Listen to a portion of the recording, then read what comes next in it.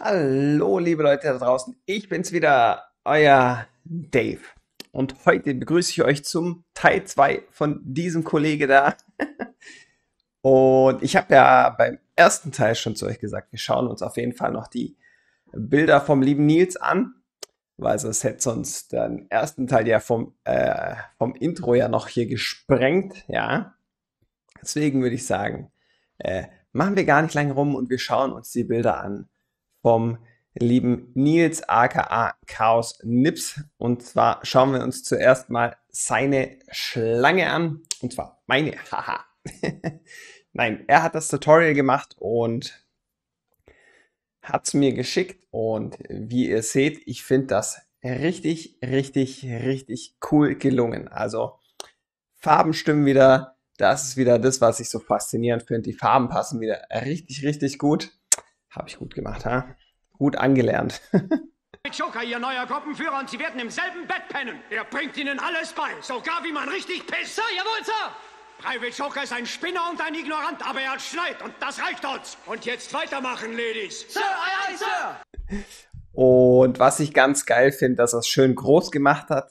Macht die Bilder immer schön groß. Und was man auch schön sieht, wenn es euch zu krass ist natürlich sehr fotorealistisch gemachtes Bild, dann reduziert wie der Nils einfach ein bisschen die Details und zack, ihr habt ein geiles Bild und es passt zu eurem Skill-Level und dann ist das eine voll runde, geile Sache. Also ich muss sagen, mir gefällt das mega. Also das ist ein Tipp an alle, wenn euch die Tutorials von mir irgendwo an Streckenweise einfach zu schwer sind, das kann ja sein, dass der eine sagt, ich kann doch noch nicht so fein arbeiten. Macht die Bilder groß, macht sie auf Minimum DIN A4 Größe und macht sie vor allem, reduziert vor allem die Details.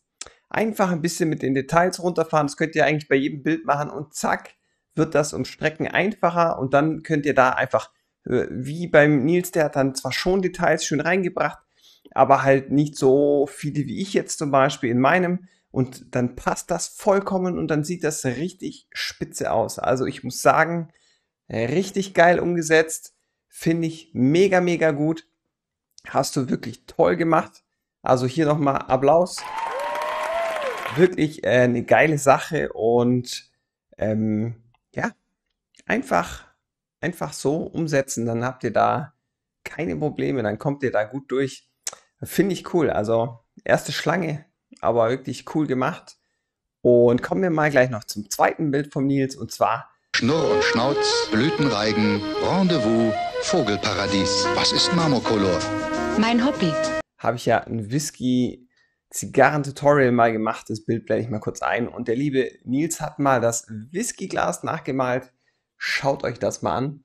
Ich finde auch das ziemlich cool. Auch hier wieder die Farben ganz toll, die Details wieder super. Auch hier wieder ein bisschen das Ganze reduzierter, damit er das einfach für sich auf seinem Niveau machen kann. Und das sieht richtig geil aus. Vor allem, auch hier gefällt mir wieder am besten der Flaschenhals. Der sieht auch richtig cool aus und richtig authentisch. Also wie gesagt, wie bei dem Bild und der Schlange, absolut super Details, super umgesetzt, wirkt schön plastisch und rund. Also alle Sachen, die ich euch beibringe, super umgesetzt. Wir haben es sehr realistisch, wir haben es sehr plastisch, wir haben einfach die Sachen, auf die es ankommt, wir haben die Details, die nötig sind und mehr braucht man nicht, um ein gutes Bild zu haben.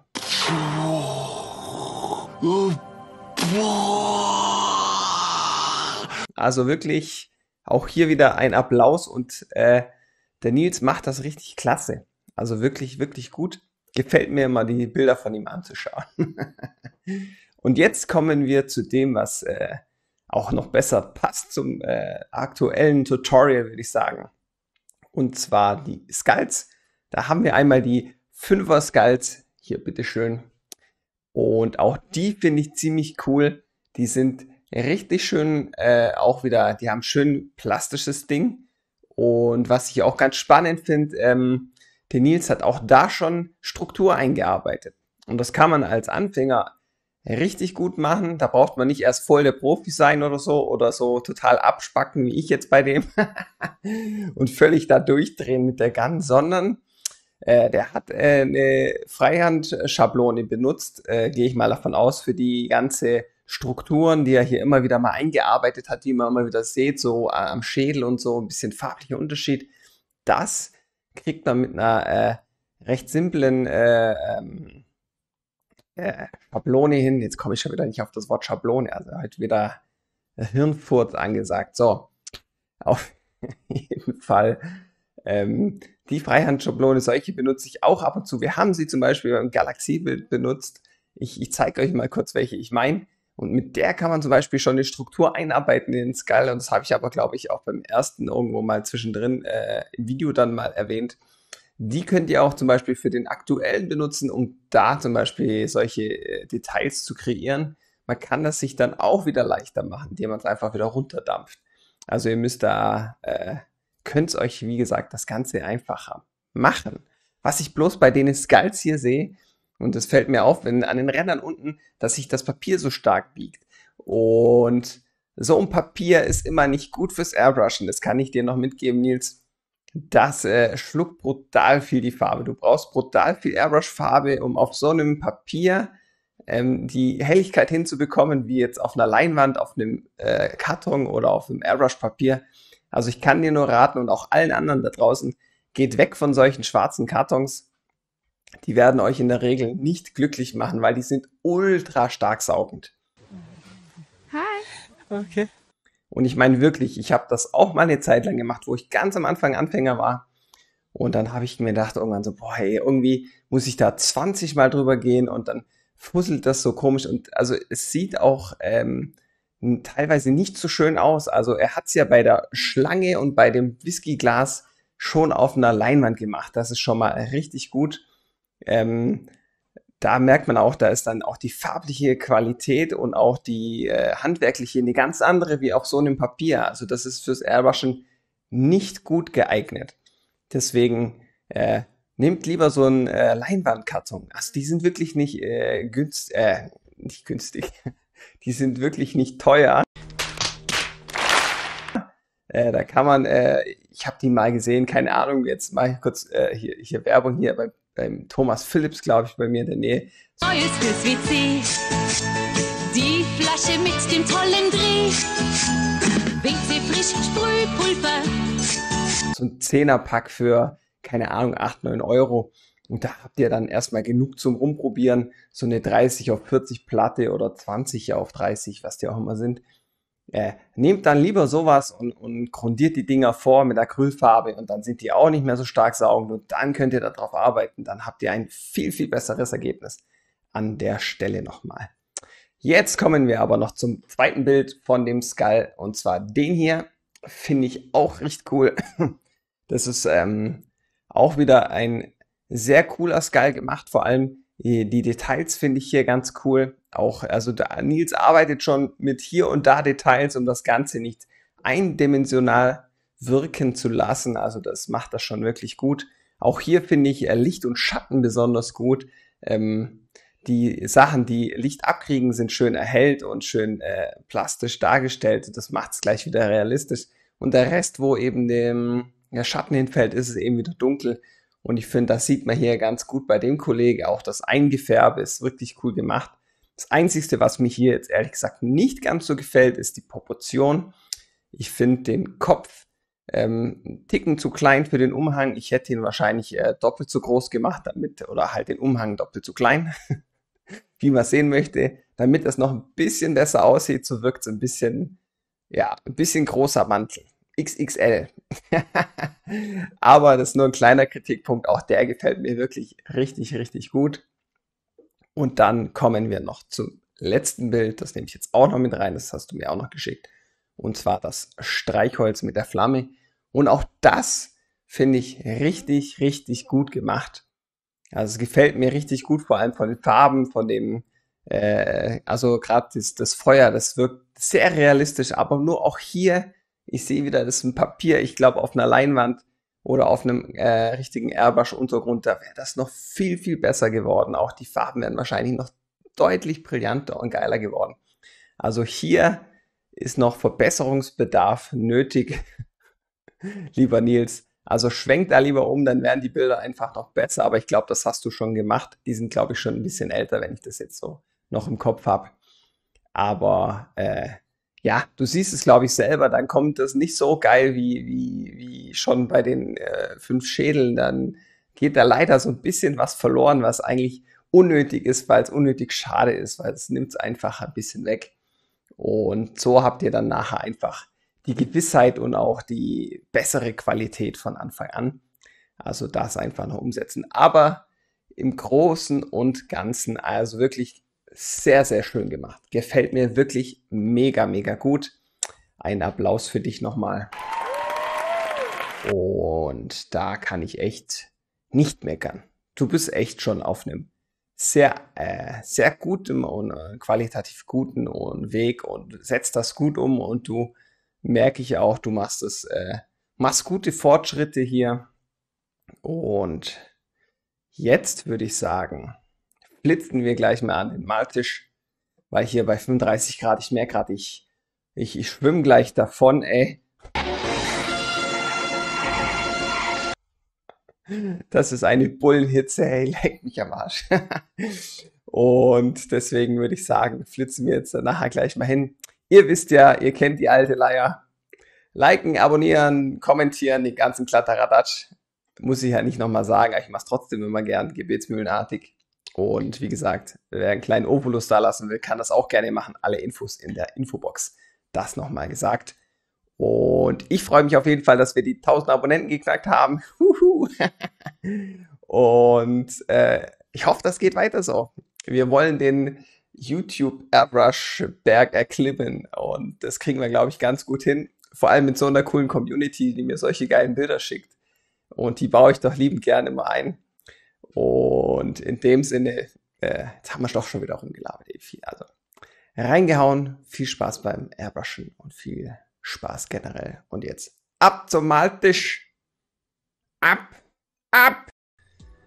Sodale, herzlich willkommen zum Teil 2 dieses wunderbaren Skulls. Und jetzt machen wir natürlich direkt dort weiter, wo wir bei Teil 1 aufgehört haben. Wir machen noch ein bisschen Feintuning am Kiefer.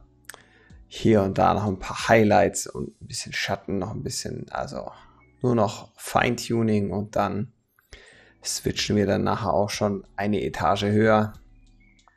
Und das machen wir jetzt eben noch ein bisschen und schön, dass ihr da seid, dass ihr euch das hier anschaut. Ich hoffe, das bringt euch weiter und ich hoffe, das ist auch ein Stück weit unterhaltend. Und dann passt das ja hier, glaube ich, ganz gut.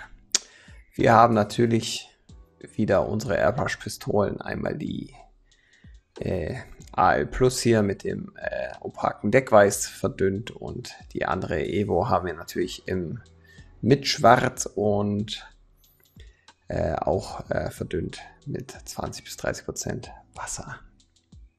Und dann können wir nämlich hier schön solche Detailarbeit machen, ohne dass es gleich zu stark aussieht. Das ist gerade bei sowas immer ganz wichtig. Wenn ich wirklich absolute Highlights brauche, dann nehme ich es auch mal pur, aber das mache ich eher selten. Ich neige eher dazu, öfters mal 2-3 Mal schnell dieselben Punkt oder die Stelle anzusprühen, um die Helligkeit hinzubekommen. Aber das kann man machen, wie man möchte. Jeder hat so seinen anderen Stil. Wie gesagt, so mache ich die Sachen immer, so wie ihr das jetzt hier seht. Muss nicht zwangsläufig die richtige Art für euch sein, aber wie gesagt, so mache ich das einfach und ihr zieht euch das raus, was für euch wichtig und stimmig und passt zu eurem Stil und dann den Rest schmeißt ihr weg und macht euer Ding. Und dann schauen wir eben uns hier, arbeiten wir uns hier jetzt schön vor und ihr seht, wir haben hier schon eine richtig schöne Struktur in dem Bild. Ich finde, das macht es einfach richtig wahnsinnig authentisch, wenn das so richtig schöne Strukturen sind. Ich meine, der Skull hat extrem harte Poren, das ist jetzt auch ein bisschen extrem, aber so ist es halt bei dem. Und die werden wir halt 1:1 übernehmen. Und dann sollte das eigentlich auch ganz gut passen. Ich habe jetzt hier draußen extrem viel Lautstärke. Ich hoffe, das hört man hier im Mic nicht. Das ist natürlich der Nachteil bei so einem qualitativ geilen Mikrofon, dass es natürlich mal alles hört. Ich hoffe, ihr seid davon verschont, aber bei über 30 Grad, da nehme ich mir jetzt mal die Frechheit raus, auch die Fenster mal offen zu lassen. Vor allem bei so einem langen Voice-Over, da verrecke ich hier drin mit dem PC. Der gegrillt mich ja dann förmlich weg. Ja, jetzt ist ja gerade ein bisschen viel Action. Ich hoffe, dass es jetzt nachher nicht so ins Gewicht fällt. Ansonsten muss ich einfach noch lauter drüber quatschen, dann wird das schon. Aber guck mal, ihr seht hier, ich mache Detailarbeit auch, indem ich ein bisschen weiter weggehe hier. Also ich will nicht überall so harte Details haben, auch teilweise sind die Poren dann auch nicht überall so, sag ich mal, so wie an den Zahnhälsen da überall. Oder ja, an den Zahnhälsen sind die Poren zum Beispiel viel kleiner, viel detaillierter und dann gerade hier zur Wange hoch, da sind die Poren jetzt nicht mehr so groß, dann arbeiten wir auch so. Das sieht natürlich auch ein Stück weit ein bisschen verwaschen aus, aber so ist es halt einfach. Wir bringen da trotzdem dann die Struktur rein und haben dann trotzdem ein stimmiges Bild. Also es passt dann schon so.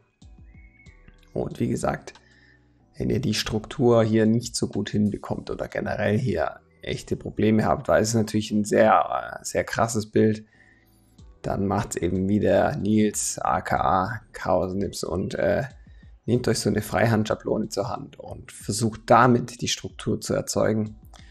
Überlappt das sonst und arbeitet ein bisschen mit Schwarz und Weiß gegeneinander oder legt das ein bisschen schwarz vor und dann arbeitet dann auch mit Weiß oder mit Pinsel. Das könnt ihr euch dann eben, wie schon erwähnt, vereinfachen und dann könnt ihr da trotzdem versuchen, das mitzumachen, was eigentlich eine ganz coole Alternative ist. Und jetzt mache ich hier oben mal noch die zwischen dem Kiefer und den Zähnen ist noch mal so eine etwas härtere Wölbung. Die nehmen wir jetzt natürlich auch noch ein bisschen mit rein.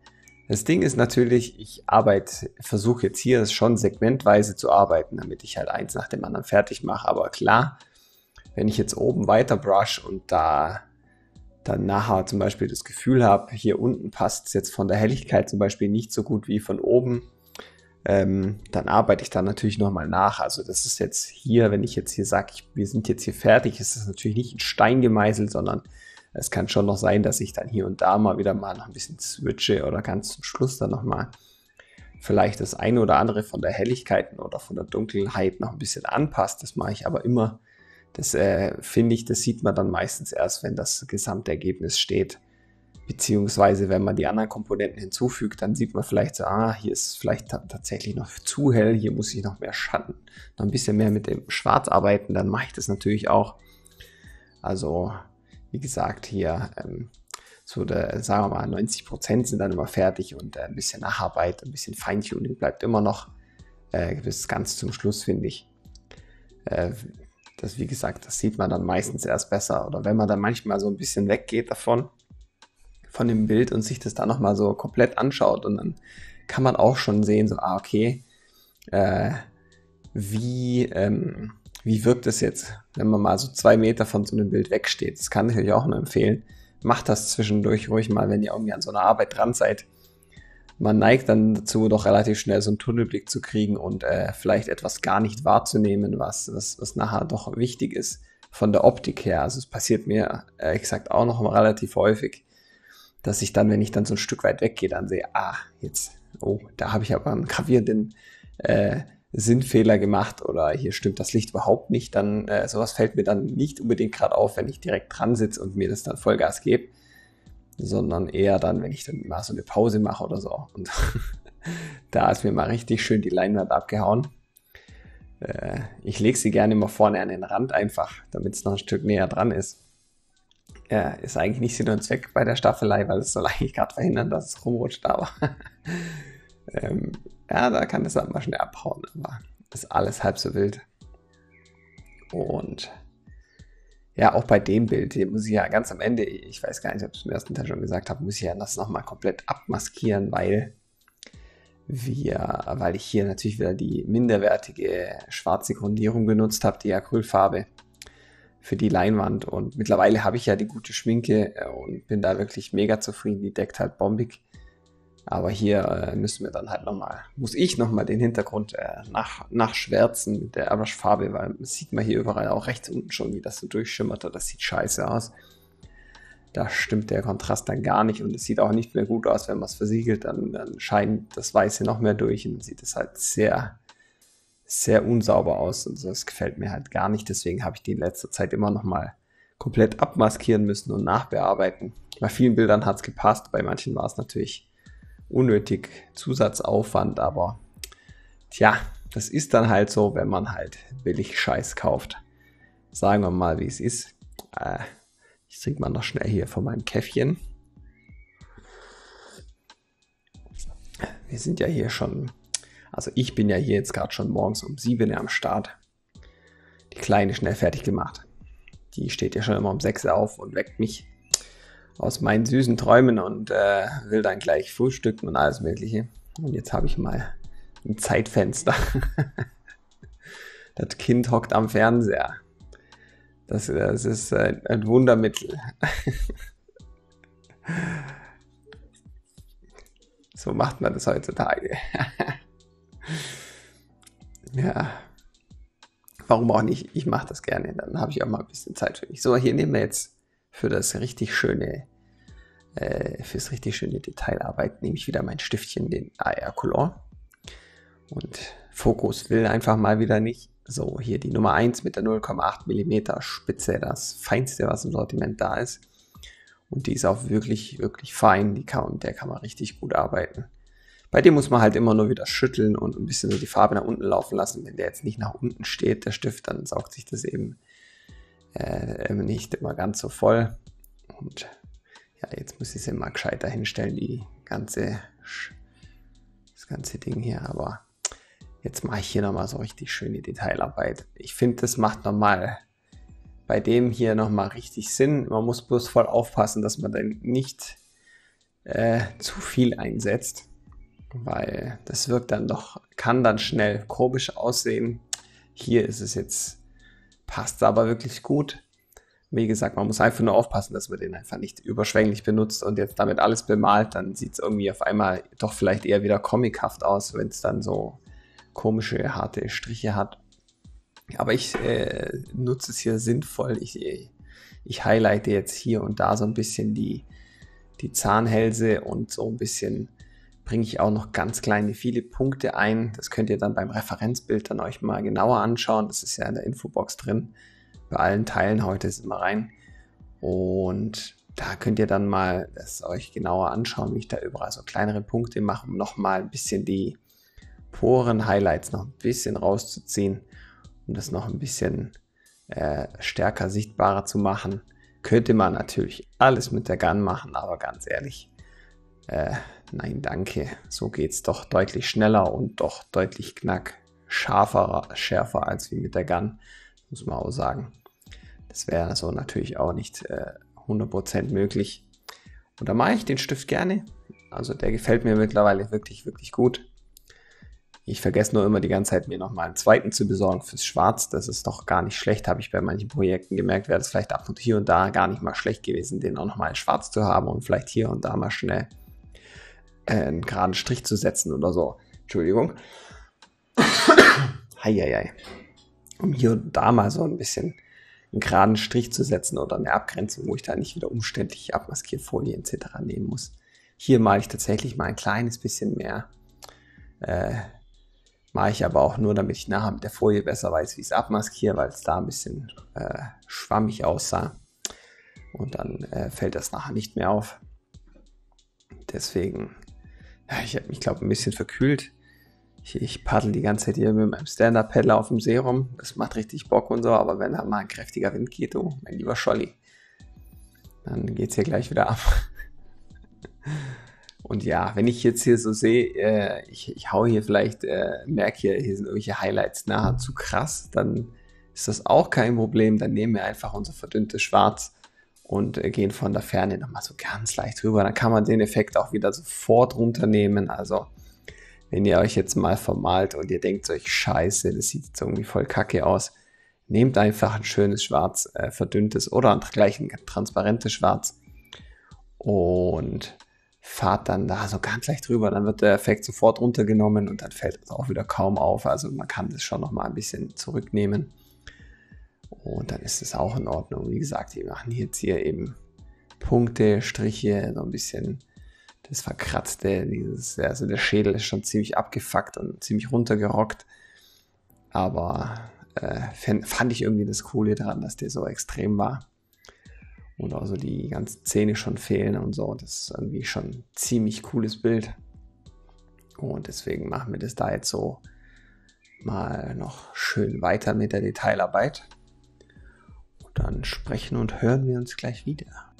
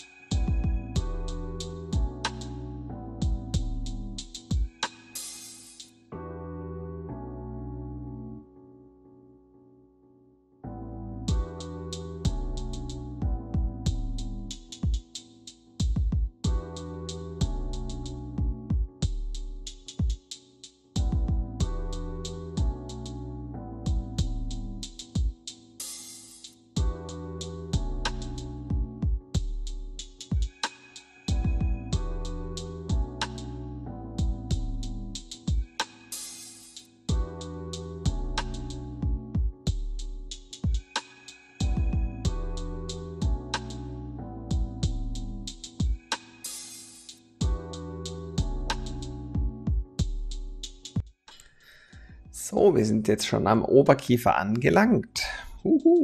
Geht doch.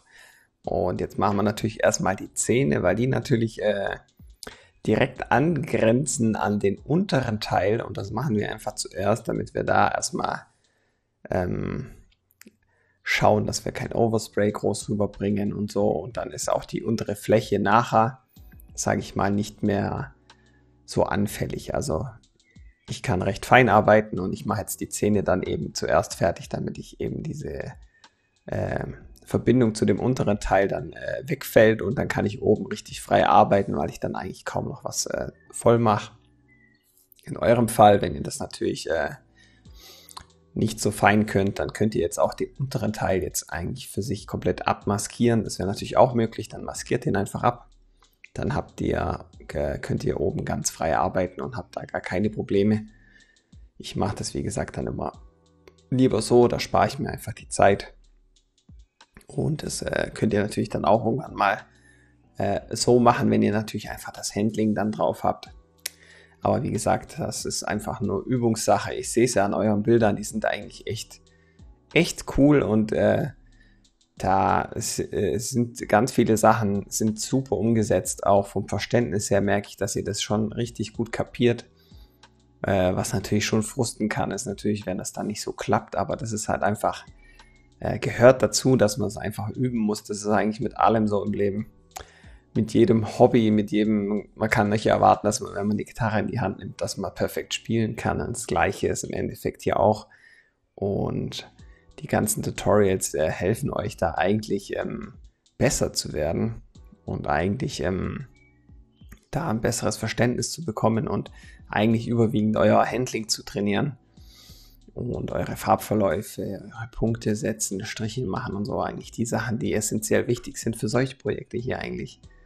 Da ist eigentlich die Gun Control eigentlich wirklich das Ausschlaggebendste, um wirklich vorwärts zu kommen. Und ich schaue immer, dass ich die Tutorials so gestalte, dass ihr da möglichst viele Techniken leicht umsetzen könnt. Mal weniger leicht, mal ein bisschen schwerer, mal ein bisschen anspruchsvoller. Ich gucke, dass ich halt alles durchmix für euch. Hier jetzt natürlich mal richtig schweres Bild, aber vielleicht traut sich ja der ein oder andere daran. Wäre ja irgendwie schon mal ganz cool. Ich weiß auch nicht, wie viele Profis unter euch hier reinschauen oder nicht. Würde mich auch mal interessieren. Werden sie wahrscheinlich nicht machen. Da haben sie nicht die Eier zu.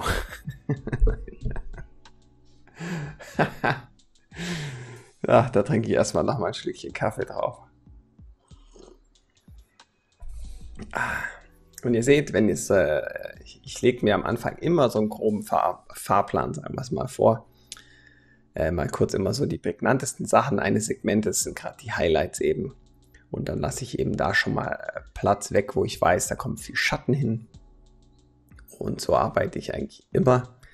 Da tue ich mir einfach leichter, gleich einen Anhaltspunkt zu finden und schaue ungefähr, wo es hingeht. Und ihr seht dann, wenn ich jetzt schon die Flächen freilasse, dann weiß ich schon nachher genau, wie ich mit Schwarz zu arbeiten habe. Und muss dann auch nicht mehr so viel, sage ich mal, aufs Referenzbild schauen, weil ich dann einfach von Haus aus schon sehe, okay, hier kommt der Schatten hin, etc. Das ist dann deutlich leichter, wenn ihr so arbeitet. Müsst ihr natürlich nicht, aber könnt ihr natürlich machen. Und das ist schon ziemlich cool. Und wenn ich jetzt recht überlege, wenn das Video hier hochgeht, ja, dann müsste das Gewinnspiel schon bald fast rum sein. Sollte das eigentlich schon bald aufgelöst werden, wenn ich das jetzt so richtig im Köpfchen habe. Müssen wir mal schauen. Vielleicht dauert es auch noch auf Teil 3, ich weiß es nicht. Bin ich mal gespannt, wer das gewinnt. Der kann sich glücklich schätzen, ist ein richtig cooles Bild. Und ich hoffe, derjenige hat dann auch seine Freude damit. Mir macht es auf jeden Fall Spaß und tut das auch gar nicht weh. Ich bin eigentlich ganz froh, wenn mal so ein paar Bilder unter die Leute kommen. Hab ja genug in der Bude. Und jetzt schauen wir mal. Jetzt haben wir hier mal ein bisschen längere Luft. Das ist, glaube ich, wenn ich dann mal wieder auffülle, die Farbe oder so. Oder mal kurz zwischenreinige. Wenn ich natürlich so mehrere Stunden am Stück arbeite und meistens noch ein Projekt davor auch noch gemacht habe, das seht ihr noch nicht. Dann kann es natürlich schon mal sein, dass die Gun hier und da mal irgendwann sich dann einfach mal festsetzt und dann es eben nicht so gut funktioniert. Und wie gesagt, bei dem Projekt hier, da habe ich ja ich glaube, dass es das Projekt hier war. Ich muss jetzt aufpassen. Ich habe so viel vorproduziert, dass ich schon durcheinander komme. Aber da habe ich ja die Weiß und die Schwarz geputzt. Also das habe ich ja schon mal erwähnt, dass ich das Gefühl habe, dass nicht die Pistole ständig verstopft, sondern eigentlich die Farbe das Problem ist. Und nachdem ich das gesehen habe und die beide relativ leer waren, habe ich die eben sauber gemacht und leck mich am Arsch. Da kam so viel Dreck raus und so viel Müll. Die ganzen Gewinde waren einfach über die Jahre schon so mit Farbe zugesetzt. Bei jedem Aufdrehen ist da wahrscheinlich schon ein riesiger Teil einfach reingebröselt. Und bei der Airbrush braucht es natürlich nicht viel, um die zu verstopfen. Und seit ich das behoben habe, wieder tausendfach besser. Da war ich echt wieder überrascht. Habe ich selber einen Fehler gemacht, den gravierenden. Deswegen macht den nicht. Schaut da mal nach auf eure Flaschengewinde etc., weil da setzt sich das ja gut. Wir reden hier bei mir natürlich von über, keine Ahnung, 8, 10 Jahre. Ich weiß es nicht, wie lange ich die schon habe. Ich fülle die ja immer wieder nach, weil ich sie einfach leichter finde zum Befüllen der Airbrush. Deswegen sollte man da schon mal ein Auge drauf haben. Hier machen wir jetzt mal dieses Naseninnenteil. Ich habe keine Ahnung, wie das heißt oder was das genau in der Nase ist. Wahrscheinlich das Nasenbein in der Mitte. Da ist natürlich irgendwie so ein weicher Knorpel, aber darunter ist irgendwie noch dieses Stückchen hier. Kann mir ja mal gerne jemand in die Kommentare schreiben, der hier genau weiß, um was es sich handelt. Ich weiß es absolut nicht und bin auch gerade zu faul, um danach zu schauen. Deswegen tut euch da keinen Zwang an. Hier mache ich mal schnell noch die Outline, damit ich die auch habe. Also hier schauen wir, dass wir jetzt mal, sage ich mal, das Nasenbein und den unteren Kiefer so ein bisschen machen.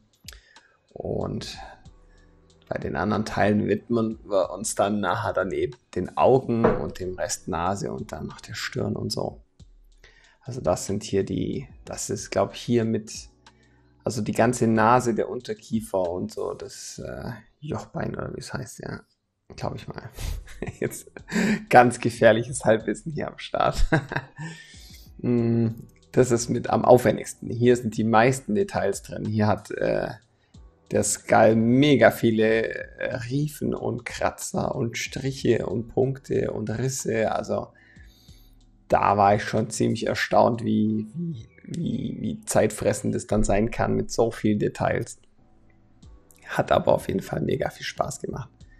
Ist auf jeden Fall auch ein richtig geiles Projekt. Und ja, ich glaube, die Zähne mache ich, aber habe ich vorhin hier gesagt, ich mache gleich die Zähne, jetzt habe ich doch nur einen gemacht. Ha? Shame on me. Shame würde man jetzt bei Game of Thrones sagen. Und ja, dann mache ich die paar Zähne habe ich tatsächlich dann echt einen Tick später gemacht, aber das meine ich, wenn ich da immer so im Flow bin, dann der Plan war, die Zähne gleich zu machen, aber dann war ich so in meinem Ding drin und habe das einfach durchgerockt. Und dann kommen die doch ein bisschen später dran. Ist aber auch gar nicht so wild, wie gesagt. Wenn ihr das abmaskiert, dann habt ihr da keine Probleme. Dann könnt ihr es machen, wie ihr wollt. Oder die kompletten Zähne dann zum Schluss machen. Das kann man auch machen, die einfach weglassen. Erstmal. Das ist ja alles gar kein Thema. Und auch hier unten, überall, wo jetzt die Zähne mal drin waren, da ist ziemlich viel ausgerissen. Kein Wunder, da fehlt ja schon die Hälfte. Keine Ahnung, was der lieben Seele hier widerfahren ist, dass das Gesicht, der Schädel so aussieht. Auch schon abgefahren. Und hier machen wir wieder eben dieses zittrige, sag ich mal, graubelige, damit wir eben hier schon wieder so eine Struktur reinbringen. Und so kann man eigentlich mit der Airbrush auch ohne Schablonen oder Stencils eben hier schön die ganzen Strukturen erzeugen. Also das ist eigentlich alles mit der Gun machbar. Eigentlich ist so ziemlich alles mit der machbar, aber es ist immer nur eine Frage der Aufwendigkeit, der Sinnhaftigkeit und der eigenen Motivation. Gibt natürlich auch Leute, die in ein Bild irgendwie 500 Stunden investieren. Ja, dann sieht es halt auch dementsprechend noch geiler aus, aber ich bin ehrlich gesagt nicht so der Typ dafür. Ich gebe mir da schon gern Mühe, so wie hier, und mir macht das auch Spaß, aber ich werde, glaube nicht irgendwie 200-300 Stunden an einem Bild verbringen. Da ist mir dann das Ergebnis nicht die Zeit wert irgendwie. Zeit ist ja ein ganz entscheidender Faktor. Das hat man am wenigsten. Nein, auch blöd geschwätzt, aber wie gesagt, da bin ich jemand, der sich da nicht so die Ruhe gönnt. Ich möchte dann schon eher schnellere Projekte machen. Und jetzt arbeiten wir hier schon eben schöne Details mit der Schwarz aus. Hier eben wieder eine sehr wichtige, eine gute Gun Control, dass wir hier eben schön fein und detailliert arbeiten können. Und wir bauen auch hier schon so ein bisschen die Risse und die ganzen Cracks ein, die das alles hat. Gehen natürlich nach oben weg, überall so kleinere, feine Risse. Und da schauen wir jetzt, dass wir das auch schon so ein bisschen einarbeiten und das Ganze eben realistisch aussehen lassen. Denn nur so wird es realistisch. Aber ich finde auch, ohne da jetzt, sagen wir mal, 200 Stunden rein investiert zu haben, sieht das schon mega realistisch aus. Und da bin ich eigentlich auch schon richtig froh, dass es eigentlich so geil aussieht. Cheers, nochmal einen Schluck hier. Mein Hals ist schon wieder leicht am Abkacken. Furchtbar. War der Wind. Ja, wahrscheinlich waren es vielleicht auch die 10 Bier. Okay, das war jetzt gelogen. Es waren nur 8. Die haben mich auch schon ausgenockt. Wenn es dann mal so ein chilliger Abend ist, ihr kennt es doch alle und man hat die Leute da und man kann jetzt auch endlich mal wieder und es wird schön am See und dann ist die Stimmung geil und alles. Ja, da läuft es von selber. Dafür bin ich heute noch ganz gut drauf. Deswegen. Hier schauen wir mal wieder. Auch bei den Schatten versuche ich am Anfang nicht gleich ganz nur so flächig zu arbeiten, sondern auch schon wieder so ein bisschen pünktelig, strichelig, um auch da schon mal ein bisschen Struktur mit zu erzeugen. Weil im Nachhinein noch abdunkeln, das können wir immer, aber so eine Struktur dann reinbringen nicht mehr. Wenn wir da zu stark arbeiten, dann sieht man das natürlich nicht mehr. Deswegen lieber immer mehrschichtig arbeiten und lieber öfters arbeiten. Meine Devise, lieber 1-2 Mal mehr drüber fahren und dann tastet man sich an die Sachen ran, bevor er zu stark arbeitet. Aber wie gesagt, es ist immer jedem selbst überlassen. Und dann, ja, es ist eigentlich, ich finde es irgendwie geil, das zu sehen. Das hat so Bock gemacht. Jetzt muss ich mich ja doch mal jetzt bald hier an mein Helmchen ranwagen. Da weiß ich bloß noch nicht, wie ich es zeitlich machen soll. Der steht eigentlich auch schon ziemlich lange rum und ja, mit den Farben, es ist natürlich nicht so günstig, wenn der so lange steht. Dann kriege ich nachher noch wieder Probleme mit dem Lackieren, aber mein Gott, da muss ich jetzt durch. Ich werde jetzt wahrscheinlich mal noch die Tage ein Farbenvideo 2.0 machen, auf dem ich noch ein paar Sachen eingehe, die ich beim ersten nicht gemacht habe. Da habe ich auch schon Bock drauf. Das muss ich dann auch nochmal schauen. Ist jetzt alles nur zeitlich ein bisschen. Ihr habt es ja mitgekriegt, ich bin jetzt schon wieder Papi geworden. Jetzt habe ich 2 bezaubernde Kinder hier. Und jeder, der Kinder hat, weiß, wie geil das mal sein kann, wenn die mal richtig aufdrehen. Vor allem, wenn man seine Ruhe will. Das ist immer geil, wenn ich dann hier irgendwas mache. Dann so, klopf, klopf. Papi, was machst du da? Also, als ob die nicht wüsste, was ich hier mache. Schatz, ich nehme auf, du kannst nicht stören. Okay. Papi, du hast dein Handy vergessen, sag ich so. Nein, Schatz, es liegt hier. Also die können dann recht erfinderisch werden. Um ein bisschen Aufmerksamkeit abzugrasen. Das ist schon so geiler Scheiß. Ich lieb's einfach. Mega. Ach Mensch, das Auto wollte ich eigentlich auch mal noch zeigen, aber da komme ich gar nicht dazu. Da weiß ich gar nicht mehr, ob ich es überhaupt noch hinkriege dieses Jahr. Weil bis ich das nachher machen will, da ist wahrscheinlich schon wieder Winter oder so. Beziehungsweise immer, wenn ich es machen will, ist das Auto gerade nicht mehr geputzt. Dann putze ich es wieder, dann sieht es geil aus, dann komme ich nicht dazu. Dann fahre ich wieder irgendwo rum und dann stürmt es wieder, so wie die Tage hier. Da hat man das Gefühl, die Welt geht unter und dann war das eh wieder für die Katz. Aber so ist es halt.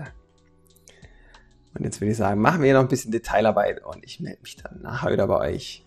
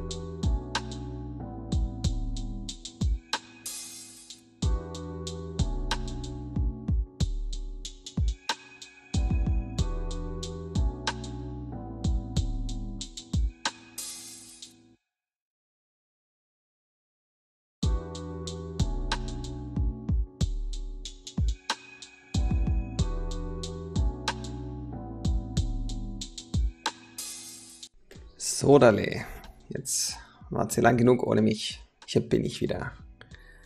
Here I am. Und wir haben jetzt hier schon mal schön weitergearbeitet. So langsam sieht man auch hier wieder so eine runde, schöne Sache. Auch hier arbeiten wir natürlich am Ende noch mit dem Stift das Ganze noch richtig fein aus. Aber dafür da dauert es noch ein bisschen. Wir haben hier noch einiges vor uns. Aber wir machen natürlich überall schon mal auch die ganzen schönen schwarzen Punkte rein, die wir drin haben. Das sind alles schöne, tiefe Poren. Die könnte man natürlich rein theoretisch, wenn man nochmal richtig hardcore drauf ist, abchecken, aus welcher Richtung das Licht kommt. Und dann an jedem schwarzen Pünktchen noch ein Highlight-Rand setzen. Dann würde das noch mehr als Vertiefung herausstechen und dann würde das noch krasser aussehen. Aber das genau so was meine ich mit 200-Stunden-Bilder da. Nein, habe ich keinen Bock drauf gehabt. Bin ich ganz ehrlich. Da hätten wir hier einen 20-Teiler gehabt. 20-Teiler, wo sich keiner anguckt. Ja. Aber ich bin ja schon froh, dass es viele von euch gibt, die sich das da voll geben hier. Sich hier meinen ganzen Hirnfurz reinziehen. Das ist doch fein. Finde ich immer ganz spannend. Und hier schön noch ein paar Cracks, ein paar Risschen und so. Das ist schon, man kann einfach mit der Gun, also mit dem Airbrushen speziell, man kann einfach so geil fein arbeiten. Das finde ich einfach, man kann damit so geile Farbverläufe machen. Das kann man auch natürlich mit anderen Medien machen, aber nicht annähernd, finde ich so geil. Klar, beim Zeichnen mit Stiften und so, da kann man natürlich dann mit so einem Weichpinsel da oder viele dem Wattestäbchen oder so, da kann man es natürlich auch schön verblenden, damit das alles schön geil aussieht, aber nee, mit der Airbrush geht das einfach so viel geiler und das finde ich so das Geile dran. Es macht richtig Bock und deswegen liebe ich das und deswegen zeige ich euch das. Und dann haben wir im Portfolio hier auch mal so ein richtig hartes Teil. Ja, und ich hoffe, dass die Tutorials euch auch passen. Ihr müsst mir auch schreiben, wenn ihr gerne mehr einfache Sachen sehen wollt. Das ist natürlich für mich auch kein Problem nicht, weil ich mir sogar schwer tue, einfach zu malen. Weil ich das natürlich gewohnt bin, das alles so zu machen, wie ich es mache. Aber für euch mache ich das natürlich gerne und versuche dann natürlich auch gerne anfängerfreundlichere Sachen zu machen. Und wie gesagt, ich habe es jetzt schon ganz oft gesagt, aber ansonsten reduziert einfach die Details und dann könnt ihr euch da auch ein bisschen die Schwierigkeit anpassen. Wie jetzt hier bei dem Scalding könntet ihr natürlich auch die brisanten Sachen wie das Nasenloch, die Augenhöhlen und so der Mund, den könnte man abmaskieren und dann könnte man den einmal komplett, sage ich jetzt mal, weiß vorlegen und dann eben die brisanten Sachen, eben die Schatten schön schwarz reinfärben, wie rechts am Kiefer unten und so und die Seite. Und dann könnte man eben mit so einer Schablone das Ganze einfach strukturieren und ein bisschen mit dem Pinsel und ein bisschen mit der Freihandarbeit könnte man sich da auch etwas mehr behelfen und es sich dann trotzdem vereinfachen, wenn ihr da natürlich kreativ genug seid, euch das zutraut. Dann könnt ihr das natürlich auch vereinfacht machen. Hier bringen wir jetzt natürlich schon wieder viele schöne kleine Punkte und Details rein. Da sieht das natürlich schon wieder gleich viel realistischer und cooler aus. Das machen wir natürlich nicht nur alles mit dem Stift. Ich will natürlich schon so eine Grundbasis haben und der Stift ist tatsächlich auch nur fürs finale Highlighting. Oh, und wie schon im Intro schon erwähnt, ich zerfließe hier gleich. Es ist auch wirklich mit offenen Fenstern schon so warm. Das ist schon richtig unangenehm. Und ja, ihr könnt es euch denken, ich sitze hier nur in der Unterhose. So wie der Nils sagen würde, eine Information zu viel. Den Anblick erspare ich euch natürlich auch. Es reicht in euren Gedanken. Geiler Scheiß. Das kann man halt machen, wenn man daheim sitzt, gell? Es gibt da nichts Schöneres, als bei so einer Hitze einfach rumzuflitzen. wie man das gerne möchte. Man sollte dann halt nicht unbedingt gerade am Fenster stehen. Wobei viele da sich ja auch nicht genieren. Mein Nachbar. Oh Mann. Sehr cool. Ach ja, Auto. Da sollte ich eigentlich auch mal noch dran arbeiten. Wisst ihr, was ich da gemacht habe? Da bin ich die Tage gefahren. Das muss ich kurz abschweifen. Habe bei meiner Schwiegermutter noch ein paar Sachen erledigt und ein paar Sachen weggebracht. Und dann hat irgendwie die Blumenfirma die irgendwie Zitronenbaum gebracht und den so schön hingestellt, dass ich den nicht auf Anhieb gesehen habe. Und ich bin froh, dass es links war und nicht rechts. Aber ich habe natürlich schön Beifahrerseite und hinten Kotflügel schön verkratzt. Und bei der hinteren Tür habe ich mir natürlich schon Kratzer reingemacht, der bis auf die Grundierung runtergeht, also bis aufs Metall. Das heißt, da sollte ich zwangsläufig dann irgendwann mal anfangen, was zu machen, bevor mir der Scheiß noch unter dem Arsch wegrostet, gefühlt. Also extrem jetzt nicht, aber tatsächlich habe ich auch unten am Rand entlang, so wie man es kennt, auch schon ein bisschen Rost. Da sollte ich eigentlich dieses Jahr noch was machen, aber ich weiß nicht, wie ich das zeitlich machen soll. Mensch, hätte ich doch nur die Zeit, ich würde es sofort machen. Aber da muss ich erstmal wieder die ganze Tür zerlegen und ausbauen und die ist mit ihren 40, 50 Kilo auch kein Leichtgewicht. Da brauche ich dann auch wieder kurze Hilfe etc. Ist das nicht immer, wenn ich es dann immer mache, dann geht das immer peu à peu, dann geht es immer ratzfatz, aber dann erstmal die Motivation zu finden, das dann wirklich hinzubekommen, ist wieder eine ganz andere Sache. Aber jetzt mache ich erstmal den Helm fertig. Wenn ich den Helm habe, dann baller ich vielleicht da mal noch die 2 Türen raus. Hinten den Kotflügel werde ich jetzt nicht machen. Dafür muss das ganze Auto draußen wieder abdecken. Ich lackiere das natürlich also in meiner Garage. Jetzt muss man sich auch mal geben. Ich bin jetzt hier kein Mega-Profi und ist dann auch wieder mega aufwendig und ja, richtig krass. Deswegen auch gar nicht so easy. Das werde ich dann auf jeden Fall ganz zum Schluss machen. Aber die 2 Türen, Alter, da hätte ich irgendwie schon noch Bock drauf, die noch dieses Jahr durchzuhauen. Naja, aber unterm Arbeiten und Familie und auch noch dem ganzen Projekt hier da. Ja, woher soll man die Zeit nehmen? Ich frage mich ja jetzt schon immer, wo ich die ganze Zeit hernehme, das hier alles noch nebenher rauszuhauen wie so ein Bekloppter.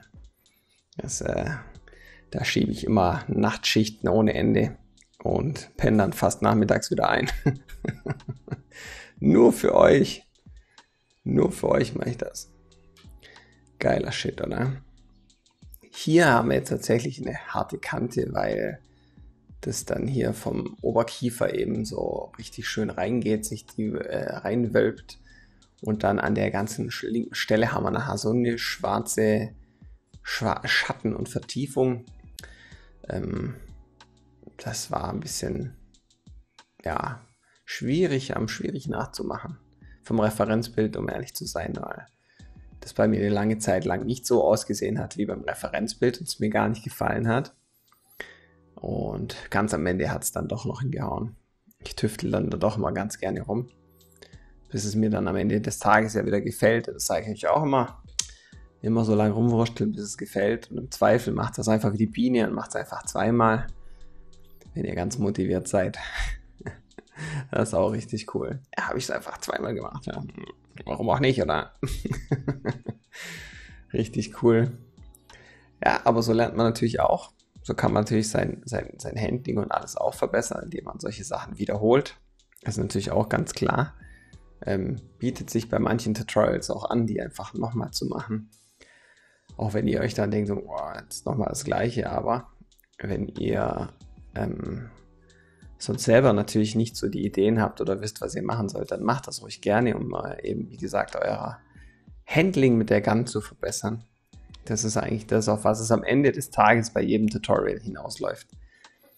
Das ganze Handling. Man übt halt in jedem Tutorial ein bisschen was anderes. Da gucke ich natürlich schon auch drauf, dass man bei dem einen vielleicht mehr Punkte macht, bei dem anderen mehr Striche, bei dem anderen vielleicht mehr auf die Farbverläufe, bei dem anderen wieder auf die Farben. Gerade bei der Seifenblase, da können Sie mal viele Farben einsetzen. Was auch ganz cool ist, weil da kann man dann auch mal sehen, wie das mit den ganzen transparenten Tönen funktioniert, wie die so schön ineinander verlaufen, was man da kreieren kann. Das hat man selten in anderen Bildern. Wann mixt man schon so viele Farbtöne ineinander, wenn man es nicht gerade ausprobiert? Und deswegen finde ich solche Sachen immer mega gut für euch, weil da könnt ihr einfach mal richtig, richtig viel umsetzen und richtig viel machen. Und ihr macht das natürlich dann auch noch mit einem Bild, mit einem Sinn, und dann ist es auch alles ganz stimmig und sinnvoll, und das passt dann auch am Ende des Tages, und dann lernt ihr da natürlich richtig viel.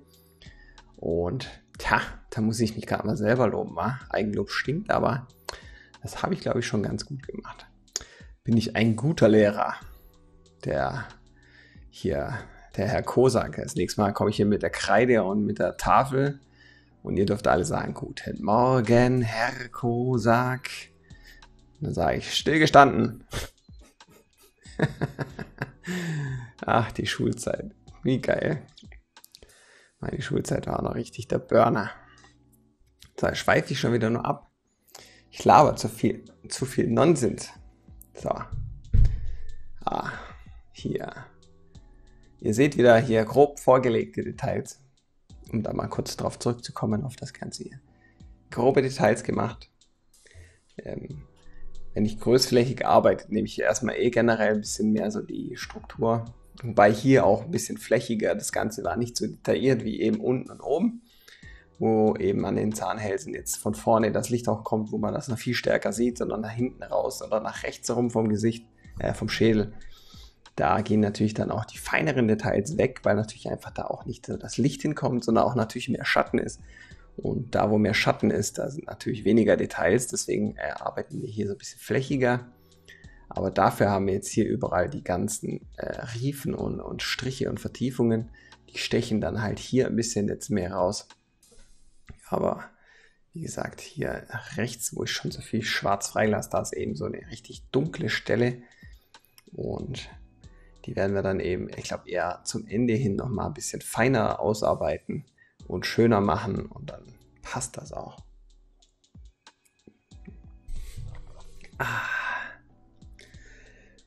Ach ja, die Schule lässt mich gerade einfach nicht los. Ich war auf einer christlichen Privatschule, das muss man sich mal geben. Jeden Tag Gottesdienst und so. Heilige Mutter Maria, ey. Das waren noch Sachen, du. Das war noch richtig streng und richtig crazy, ey. Ich glaube, mit heutzutage gar nicht mehr zu vergleichen. Da hatte man als Schüler gar nicht so viel zu lachen. Aber das werden die ein oder anderen hier auf meinem Kanal sicher auch schon wissen, weil die sind natürlich auch schon, wenn ich es mal so sagen darf, ein paar ältere Semester unterwegs. Und schreibt mir mal in die Kommentare, in welchem Jahrgang ihr zur Schule gegangen seid. Das wäre mal richtig cool. Das wäre mal nice. Auf jeden Fall, ihr seht, machen wir hier oben wieder die Detailarbeit. Und da eben ich arbeite jetzt hier bewusst natürlich ein bisschen mehr mit Weiß rein, damit ich es nachher schöner schwarz wieder einfärben kann und den Schatten besser setzen kann. Arbeite ich mal bei solchen Stellen dann tendenziell immer ein bisschen heller, auch gerade die scharfe Kante rechts, die wir vorhin gemacht haben bei dem, ich sehe, das ist hier Jochbein, ja, ich glaube Jochbein. Da habe ich jetzt drunter trotzdem deutlich heller gearbeitet, obwohl ich weiß, dass da ein ziemlich harter Schatten hinkommt. Einfach damit ich da noch mehr Spielraum habe für die Struktur und für den Schatten. Deswegen habe ich das gemacht. Ausnahmsweise. Und ansonsten, ihr seht hier float es gerade richtig gut. Die Gun arbeitet so liebe ich das, wenn die so schön läuft.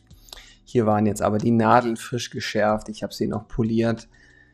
Mit einem 3000er und mit dem Bohrmaschine habe ich den noch auf Hochglanz poliert und habe mir die dann alle am Mikroskop angeguckt, alle Düsen nochmal angeguckt, alles war super.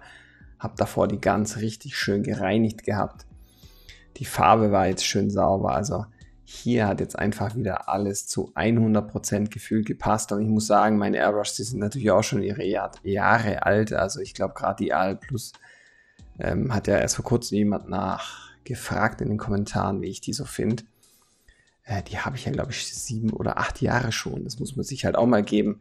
Und Natürlich haben die Geräte und die ganzen Sachen Verschleiß auf eine Art, aber die funktioniert halt immer noch. Also ihr seht, die funktionieren immer noch mega gut.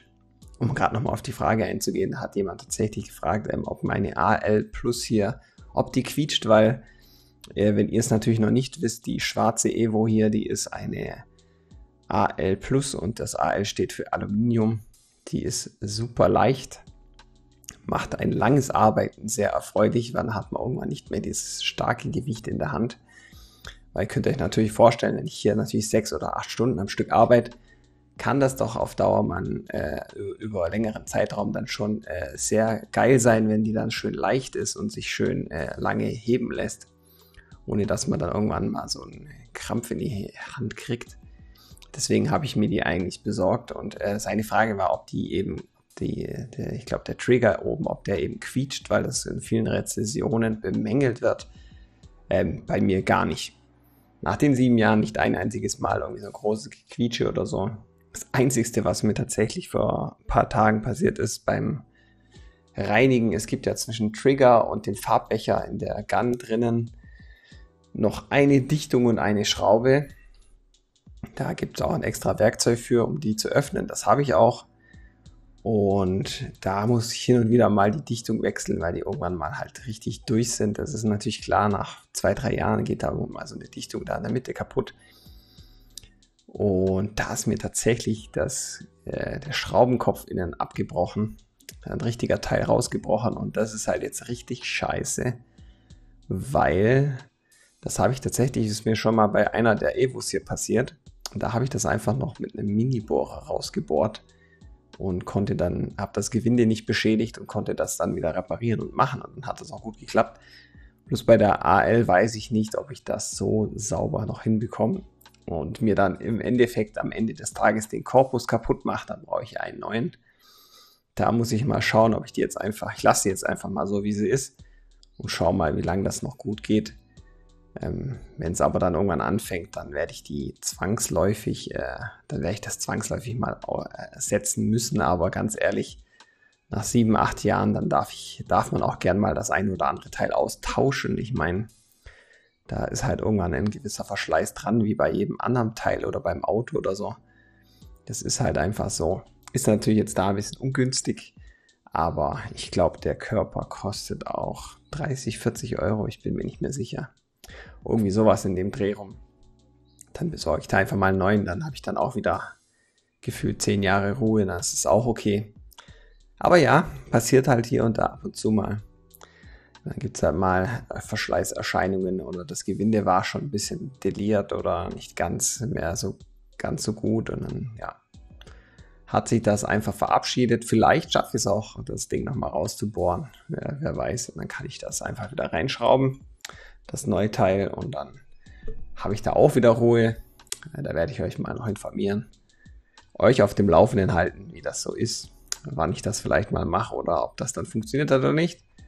Ihr werdet es dann auf jeden Fall mitkriegen. Aber wie gesagt, solange sie jetzt noch funktioniert und die Dichtung, die drinnen ist, die ist jetzt, ja, ich wollte sie eigentlich reinigungsbedingt einfach nochmal komplett zerlegen und das war eigentlich der Hauptsinn und Zweck, das mal wieder ganz zu reinigen, weil den anderen 2 habe ich nämlich rausgeschraubt und habe eben mal den ganzen Korpus halt mal so richtig zerlegt und richtig gereinigt. Alles. Und mir dann eben die ganzen PTFE-Dichtungen mal angeguckt. Und bei der AL Plus hat es eben, da ist natürlich dann das Gewinde abgebrochen. Das war natürlich nicht so geil. Aber die Dichtung per se, die ist jetzt, glaube ich, noch gar nicht so alt. Die habe ich, glaube ich, vor einem Jahr oder so mal reingepackt. Deswegen dürfte das noch eine Weile halten. Und witzigerweise ist PTFE, ich habe eine Zeit lang im Lager gearbeitet und bei einer Kunststofffirma. Und das waren, glaube ich, 3 Jahre oder 4. Und da habe ich so ziemlich alles über das Thema Kunststoff mitgekriegt und habe auch da lauter Fortbildungen und Kurse gekriegt und so ein Käse. Und da haben wir tatsächlich auch PTFE ständig verarbeitet. Und als ich dann die Dichtung in der Hand hielt und dann stand da drauf PTFE-Dichtung, war das ganz witzig. Weil das ist ein mega weiches, um jetzt hier mal einen Bildungsauftrag zu starten. Das ist ein mega weicher Kunststoff, der sich mega anschmiegt. Das ist kein Gummi oder so, es fühlt sich schon fast an wie Gummi, aber es ist wirklich ein Kunststoff. Und der ist sehr geschmeidig und gibt sich meistens der Form an, die dieses Bauteil hat. Und ist eigentlich dafür für so Abdichten, für so eine Gun eigentlich richtig cool, weil er sehr beständig ist. Also so ein Gummi wird ja mit der Zeit doch stark porös und bricht oder geht kaputt. Und bei dem PTFE, bei dem Kunststoff ist das nicht der Fall. Der hebt echt mega lange und ist da eigentlich echt gut. Aber was bei dem das Problem ist, wenn man den einmal verdrückt oder mit dem, sag ich jetzt mal blöd, mit dem Fingernagel reindrückt, dann ist das Ding halt einfach hinüber, weil es halt eben so weich ist. Aber ansonsten ist das wirklich eine coole Sache und die sind an der Gun mega viel verbaut. Die sind da echt an vielen Sachen dran. Und das war irgendwie einfach nur so witzig, als ich das dann gelesen habe ich genau gewusst, um was es sich für Material handelt etc. und konnte dann dementsprechend auch damit sinnvoller und sanfter umgehen und passt das eigentlich auch ganz cool. Aber so sieht man lernt immer wieder Sachen und manchmal weiß man nicht für was, aber hier habe ich mir gedacht, ja, hier passt es ja wieder wie die Faust aufs Auge. Da war das wieder richtig, richtig cool. Und hier hat das eben gut reingepasst.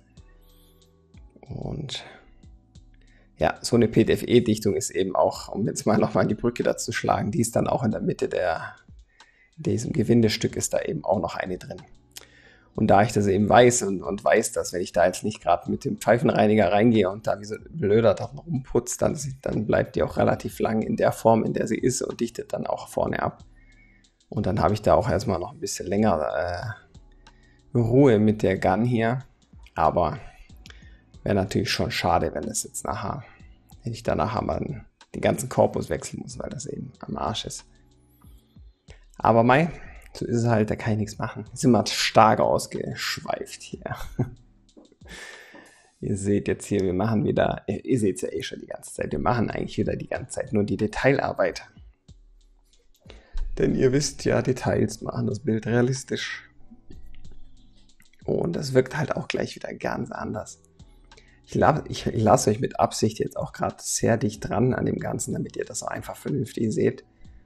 Später, ich glaube im 3. Teil, gehen wir auch öfters mal wieder ein bisschen mit der Perspektive zurück, damit man das Gesamtbild auch mal ein bisschen besser sieht und auch ein bisschen besseren Eindruck kriegt, wie das dann ist. Auch generell immer abchecken, das was ich schon eingehend gesagt habe bei dem Video, immer gucken, wie so die Farben auch zum unteren Teil passen, dass man da auch immer auf dem gleichen Helligkeitsgrad und Dingens bleibt, dass es auch alles stimmig und gut aussieht und nicht zu krass einzelteilig und dann hat man da am Ende des Tages eben dann auch ein rundes Ding. Jetzt machen wir noch ein bisschen Detailarbeit und dann melde ich mich gleich noch.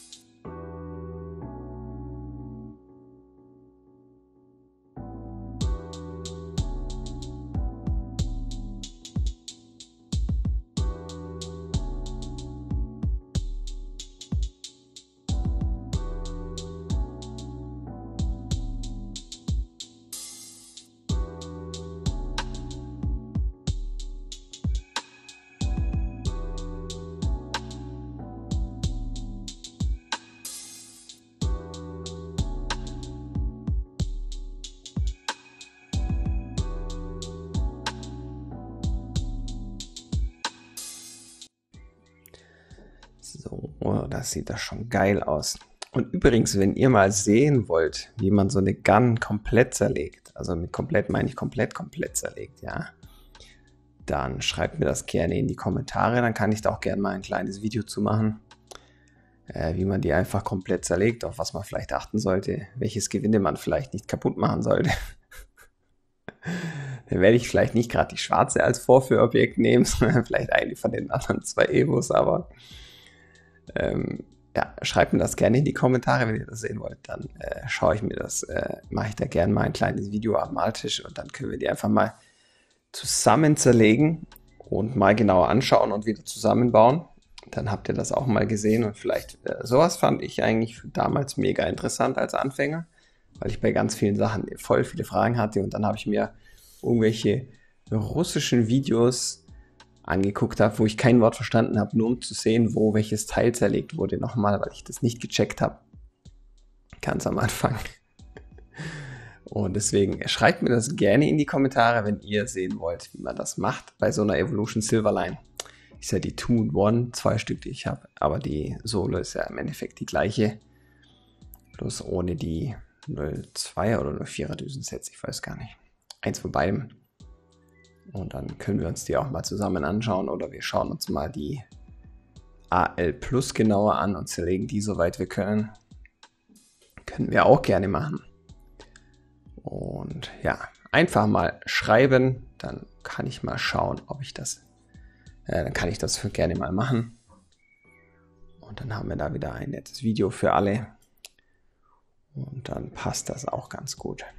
So, ihr Lieben.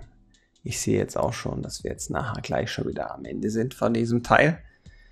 Wir sind jetzt hier natürlich auch schon wieder bei einer Stunde 23 nach dem genialen langen Opener wieder. Aber ich fand es einfach so geil. Es macht mir so Spaß, die ganzen Schnipsel rauszusuchen mit dem scheiß WC-Reiniger. Oder der Typ, der da sagt, okay, es ist so geil. Ich habe so lachen müssen einfach. Ich beömmel mich da meistens selber immer. Und das macht mir auch mittlerweile so viel Spaß, da so viel Blödsinn rauszuziehen. Wie gesagt, das ist auch alles nur lieb gemeint und lustig und soll jetzt hier natürlich auch keinen anfeinden oder so. Sondern wie gesagt, das ist eigentlich alles nur ein bisschen der unterhaltungsbedingt da. Ich hoffe, das gefällt euch auch so. Ich mache das mega gerne. Ich mache mir da so viele Gedanken immer drüber und gucke immer, dass ich auch irgendwelche Filmzitate oder sowas Cooles finde, was dann zu den Situationen passt. Das macht so viel Bock. Ist schon so viel Scheiße runtergeladen und so und beömmel mich da immer selber. Das ist immer das Beste, wenn man über sich selber, über seine eigenen Witze am meisten lacht. Das können auch nur die wenigsten. Na, aber wir sind jetzt hier tatsächlich gleich am Ende. Wir haben jetzt hier aber auch schon wieder mega viel geschafft. Also hier stecken eigentlich so viele Details drin. Das ist eigentlich schon wieder richtig, richtig viel, wenn man drüber nachdenkt. Und beim nächsten Teil werden wir eben das Jochbein, Nasenbein, ja, ihr wisst, was ich meine, den Rest fertig machen, die Zähne machen und ein bisschen die Nase. Und zum Schluss eben noch die Stirn und so. Das wird aber dann, glaube ich, mit das kürzeste Video. Wenn ich das noch richtig im Kopf habe. Wir haben so viel Zeug hier rumfliegen und Projekte, das ist Wahnsinn. Und dann werden wir uns da eben dann bei Teil 3 sehen. Ich hoffe, ihr seid dabei, ihr bleibt dabei. Ich hoffe, euch gefällt den Scheiß, den ich mache. Mir macht es auf jeden Fall mega viel Spaß und mich freut es immer, euch unterhalten zu dürfen. Inhaltlich, wie auch bespaßend, also lehrreich wie alle. Ach, jetzt komme ich schon wieder völlig durch, jetzt rede ich wieder nur Hirnfurz, sage ich da ganz gerne einfach nur wieder. Ach, ihr wisst, wie ich es meine. Ich hoffe, das passt. Und dann sehen wir uns beim Teil 3. Ich freue mich, ihr hoffentlich auch. Und dann reingehauen. Bis demnächst.